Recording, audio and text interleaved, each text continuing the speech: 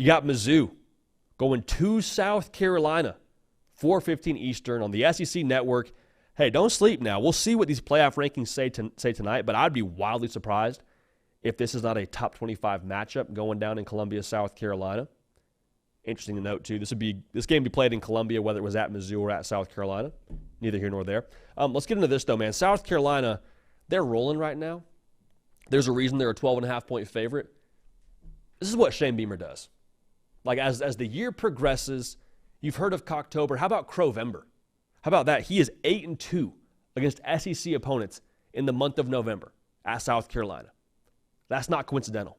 That is him having his team ready to play and trending upward, what we just said a second ago in our previous breakdowns, fixing mistakes, getting guys in position to play their best football towards the end of the year.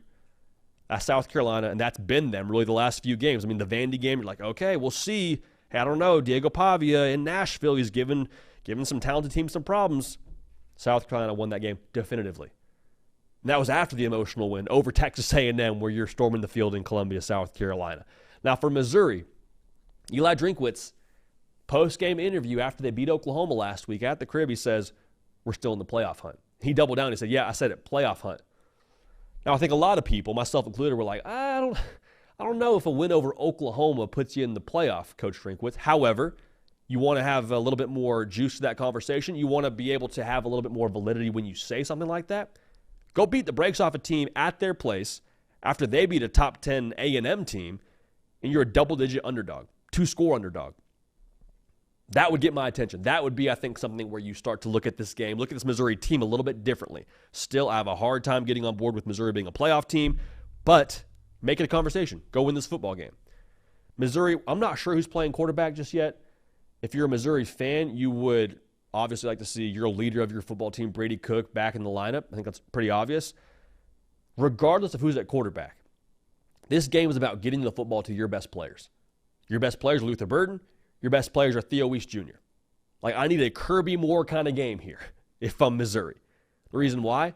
You're probably going to have like 1.5 to 2 Mississippis to get the football to a Luther Burden or a Theo Weiss.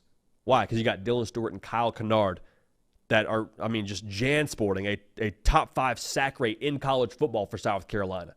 They have wreaked havoc all year long against better offensive lines than what Missouri has up front. So, like, if I'm Kirby Moore, like, I need to find ways to dial up something quick. I need to find ways to get the ball in Luther Burden's hands. It could be wildcat. It could be the quick screens. It could be the quick game. Like, whatever it is, man, I need to find a way to get the football to those dudes that can real deal impact the game and scare South Carolina and do it without my quarterback getting his head blown off every other play. All right, that's going to be crucial, regardless of who's playing quarterback. Because I think for South Carolina, man, like, it's not going to take anything that we haven't seen from them yet this year to win this football game. And that's not me trying to dunk on Missouri. Just like, quite frankly, there's not one matchup I point to if I'm South Carolina or Missouri and I say, yep, Missouri owns that one. We got to find a way to keep them from taking advantage of that matchup. I mentioned the receivers for Missouri. I love South Carolina's secondary. I love the ranginess of them and how they match up there. I think you're more than fine. That probably is the best matchup that Missouri has, but I don't think it's one that Missouri can own. So if that's the case now, how would Missouri go about beating South Carolina at their place? I mean, how does anything in college football ever happen that's not supposed to happen? You get one side that's supposed to be the favorite, that's trending with all these matchups, and they have a letdown spot. Letdown, take their foot off the gas. They read too much of their tweets, and they hear how great they are, and they just don't bring their best to the table. I want to see South Carolina in this spot meet the moment. Like, good rosters can win football games. Good teams have a what's next mentality. Like, Matt Rule talked a lot about this when he was at Baylor.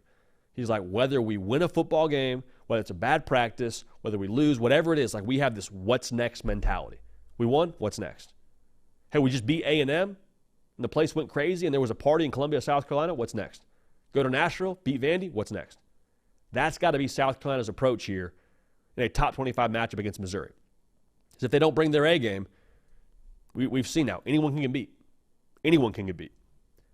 So how would that happen? How would South Carolina bring their best to the table? I think you look at your thermostat players, right? The guys who set the temperature for your football team. There is nobody that sets the temperature more for this football team than Lenora Sellers. And great quarterbacks, man, they are the ones that, regardless of the spot, just do whatever it takes to win the game. And that sounds cliche, but like I think that has been the epitome of true for Lenoris Sellers really throughout this year for South Carolina. Hey, Lenoris, we need you to break like 3 or 4 sacks in a row against A&M to keep plays alive and keep us in positive situations. Great, you can do that. Hey, Lenoris Sellers, we need you to go for, call it 75 yards on the ground for us to win this game. Great, we'll go there. Whatever it takes in this game from Lenoris Sellers, that's what I want to see. That's what stars in this sport have done really, since the sport began, but especially over the course of the last few years, especially at quarterback. Be the difference maker. Be the one that does what it takes. I think that's what he does in this spot. So again, like if I'm Missouri, there's nobody that you've beaten that makes me feel confident in picking you. And that sounds harsh, but it's the truth.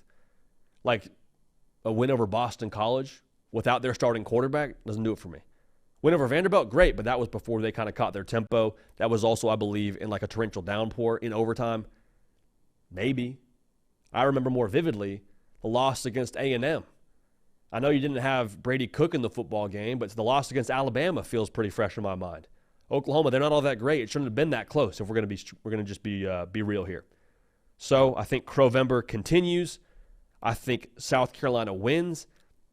Y'all, I think this line is what it is because they're unsure about Brady Cook. I'll take South Carolina to cover regardless.